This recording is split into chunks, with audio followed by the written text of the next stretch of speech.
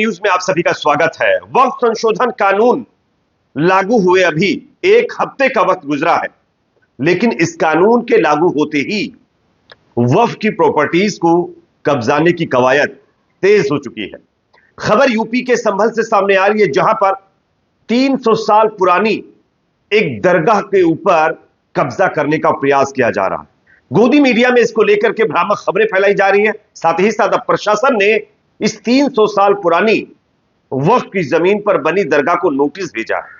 जिम्मेदारों की तरफ से कहा गया है कि यह दरगाह किसी दूसरे की प्रॉपर्टी पर नहीं बनी है, यह दरगाह वक्फ की प्रॉपर्टी पर बनी है। लेकिन प्रशासन ने नोटिस भेज दिया है और इसको लेकर एक नया विवाद खड़ा हो गया है। आगे इसके बारे में मैं आप लोगों को कुछ वीडियो फुटेज दिखाने वाला हूं, इस दरगाह के बारे में कुछ और जानकारी देने वाला हूं, किस तरीके से मीडिया यहां पर फेक खबरें फैला करके इस दरगाह को एक नई कंट्रोवर्सी बनाना चाहता है, इसकी भी जानकारी मैं आपको दूंगा। साथ ही साथ 2 और बड़ी खबरें मैं आपके सामने रखूंगा। सुप्रीम कोर्ट में वक्फ संशोधन कानून के खिलाफ याचिकाओं पर सुनवाई से पहले डरी मोदी सरकार। मोदी सरकार के जो मंत्री हैं किरण रिजिजू, उन्होंने इस पर एक बड़ा बयान दिया है और सीधे सीधे लोगों का तो यहां तक मानना है कि सुप्रीम कोर्ट को भी मोदी सरकार की तरफ से धमकियां दी जा रही है। किस तरीके से, आगे मैं किरण रिजिजू के बयान को भी सुनाऊंगा। तीसरी बड़ी खबर आ रही दोस्तों मध्य प्रदेश के गुना से, जहां पर कुछ दिन पहले एक यात्रा के दौरान फसाद हुआ था, जिसमें आप सब लोगों ने देखा और सुना होगा कि कई मुस्लिम घरों के ऊपर जबरदस्ती जो है लोगों ने हमला किया, महिलाओं के साथ बदतमीजी की, साथ साथ कई और हरकतें की। लेकिन जब कार्रवाई की बात आती है तो पुलिस वालों की तरफ से, पुलिस प्रशासन की तरफ से कार्रवाई एक समुदाय के ऊपर की गई। लेकिन इसका एक नया वीडियो सामने आया है। आप देखिए गुना में फसाद करने वाले लोग कौन थे, किसके मोहल्ले में घुसकर ये लोग घरों पर हमले कर रहे थे। ये वीडियो जो सामने आया है वो हैरान करने वाला है। आगे मैं ये पूरा वीडियो आपको दिखाने वाला हूं। उससे पहले एक छोटी सी रिक्वेस्ट, अगर वीडियो पसंद आए तो इसको लाइक जरूर करिए और हां, इसको शेयर भी करिए ताकि ये खबरें दूसरे लोगों तक भी पहुंचे। शेयर और सब्सक्राइब करने का कोई पैसा नहीं है, बिल्कुल फ्री है। बात करेंगे पहली और बड़ी खबर की। सबसे पहले मैं आपको स्क्रीन पर एक वीडियो दिखाना चाहता हूं, जो कि संभल की 300 साल पुरानी दरगाह जनेटा शरीफ के जिम्मेदारान का है।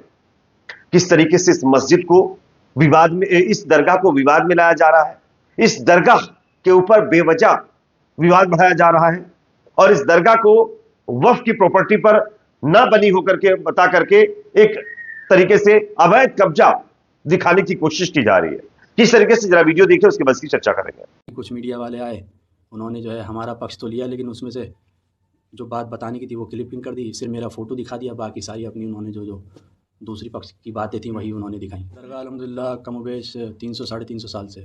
कौन लोग हैं जो ये आरोप लगा रहे हैं? ये गाँव के ही लोग हैं, गांव के मुकामी हैं जी। तो पुलिस कल आई, प्रशासन के लोग आए आपसे, उन्होंने क्या जानकारी मांगी आपसे? डीएमओ साहब का पहले नोटिस आया था, उन्होंने जिन जिन बिंदुओं पे सवाल किए थे उनके हमने जवाब दे दिए थे, उनको भेज दिए थे। फिर उसके बाद तहसीलदार साहब आए थे तो उन्होंने जो सवाल मांगे हमसे, कागजात वगैरह करे, तो वो भी हमने जो है अगले दिन प्रोवाइड करा दिए थे। अब वो उस पर तफ्तीश कर रहे हैं। लेकिन ये कहा जा रहा है कि ये वक्फ बोर्ड की ज़मीन नहीं है, किसी की पर्सनल ज़मीन है, इस तरह का आरोप लग रहा है, क्या सच्चाई है इसकी? जो है इंशाल्लाह उनको कागज़ हमने दे दिए हैं, वो अब तफ्तीश कर रहे हैं, देखिए उसके बाद बताते हैं। और कुछ मांगेंगे तो हम उसके लिए भी तैयार हैं। कि यहाँ जो वक्फ की ज़मीन है उसमें सिर्फ दरगाह, मस्जिद और जिस चीज़ जगह को ईदगाह बताया जा रहा है वो मुसाफिर खाना है, ताकि ज़ाहिरीन मुसाफिर जो आते हैं वो ठंड वगैरह में आराम से बैठ सकें। बाकी लंगर खाना वगैरह है वो, मतलब जितनी वक्फ की संपत्ति है उसमें सब जो काम होता है वो कार खैर का काम होता है। जबकि मीडिया में ये दिखाया जा रहा है कि ये निजी इस्तेमाल में ले रहे हैं। तो निजी इस्तेमाल में ना तो यहाँ कोई शॉप है जो रेंट पर हो, ना तो यहाँ कोई रूम है जो रेंट पर उठे हों। जो भी है सिर्फ फी सबीलिल्लाह कार खैर के काम में आ रहा है। लंगर हुआ, भंडारा वगैरह जिसमें चलता है, मस्जिद है उधर। इस वक्त हम मौजूद हैं दरगाह जनेटा शरीफ में, जो संभल में वाक़ है। इसके बारे में मैं आपको बताना चाहता हूं कि नेशनल मीडिया पर एक भ्रामक खबर चलाई जा रही है कि यहाँ पर कब्जा है और दरगाह है और उसके अलावा यहाँ पर ईदगाह बना हुआ है। तो इस तरीके की तमाम खबरें चल रही है, लेकिन आज हम सच्चाई जानने आए थे कि क्या जो कुछ दिखाया जा रहा है वो सच है या नहीं है। पहले आप देखेंगे तो यहाँ पर दरगाह है, लोग आते हैं और उसके बाद पूरी तरीके से ये जो दरगाह जनेटा शरीफ है इसका इतिहास तकरीबन 300 साल पुराना है। हमने यहाँ के जिम्मेदारों से बातचीत की और जिस तरीके से यहाँ के कुछ लोगों ने डीएम के पास ये एप्लीकेशन दिया कि ये विवादित पूरी जमीन देख लिया है, डीएम तक बात पहुंचा दी गई, ये बता करके कि ये दरगाह विवादित जमीन पर है, जबकि दरगाह वक्फ की जमीन पर बनी हुई है। इसमें मस्जिद भी है और एक मुसाफिर खाना भी है जहां पर लोग आकर के रुकते हैं। तो आप देख सकते हैं कि वक्फ कानून लागू होने के बाद किस तरीके से वक्फ की जमीनों को कब्जाने की कोशिश की जा रही है। हर एक दरगाह और मस्जिद को विवादित बता करके विवाद खड़ा करने का प्रयास किया जा रहा है। यह यूपी के संभल में 300 साल पुरानी जनेटा शरीफ की दरगाह को लेकर के नया विवाद देखने को मिला है और इस को भी अब कब्जाने की कोशिश तेज हो चुकी है और इसमें अहम रोल मीडिया निभा रहा है, जो झूठी खबरें फैला करके लोगों को गुमराह कर रहा है। अफसोस होता है कि इस देश की मीडिया आज किस तरीके से दोगलापन दिखा रही है। खैर, एक और खबर दोस्तों इसी वक्फ संशोधन कानून से जुड़ा हुआ सामने आ रहा है और वो ये है कि सुप्रीम कोर्ट में वक्फ संशोधन कानून के खिलाफ सुनवाई से पहले ही मोदी सरकार डर गई है। मोदी सरकार के जो केंद्रीय मंत्री है किरण रिजिजू ने बड़ा बयान दिया है सुप्रीम कोर्ट को लेकर के सुनवाई से पहले। क्या कहा उन्होंने, आप स्क्रीन पर देखिए।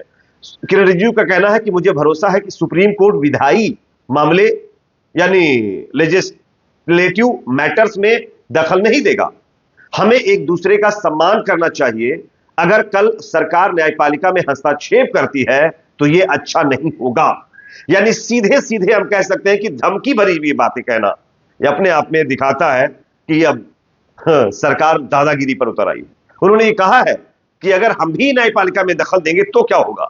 यानी सुप्रीम कोर्ट को यह बता रहे हैं कि आप वक्फ कानून के खिलाफ लगाई गई याचिकाओं पर सुनवाई मत करिए, आप इस पर जो है कुछ मत कहिए। इसलिए तो यह कंपैरिजन चल रहा है ना, और यह सब कुछ किरण रिजिजू की तरफ से कहा जा रहा है।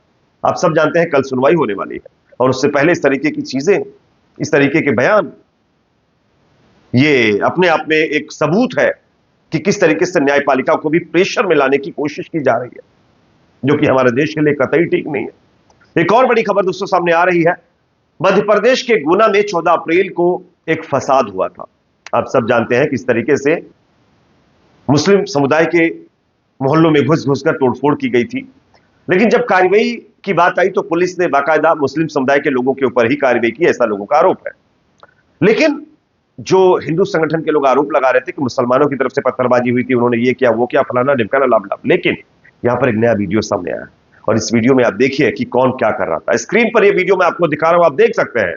यह गुना का वीडियो है उसी फसाद का जिसको लेकर के एक दिन पहले बवाल मचा हुआ था। मुसलमानों को न जाने क्या क्या कहा जा रहा था। आप देखिए मुस्लिम घरों पर योजनाबद्ध तरीके से पत्थरबाजी करते हुए ये हिंदूवादी संगठन के कार्यकर्ता आपको नजर आ जाएंगे। गाड़ियों में तोड़फोड़, घरों में घुसकर मुस्लिम महिलाओं से बदतमीजी कर कपड़े फाड़ने का आरोप इनके ऊपर लगा है और उसका सबूत आपकी स्क्रीन पर है। अब मध्य प्रदेश की भारतीय जनता पार्टी सरकार क्या करेगी इस पर? मोदी जी को तो कपड़े से पहचान करने का बहुत अच्छा हुनर है, टैलेंट है, तो उनको यहां पर पहचान आकर करनी चाहिए कि ये कौन से लोग हैं, क्या उनकी ही जमात के तो नहीं है। ये लोगों की तरफ से सवाल किए जा रहे हैं। खैर, कहता ना कि सत्ता आपकी है, आपकी मर्जी, पुलिस आपके अंडर में काम करती है, जो चाहो जैसा चाहो वैसा करो, करे कोई और भारे कोई और। आज यही हो रहा है।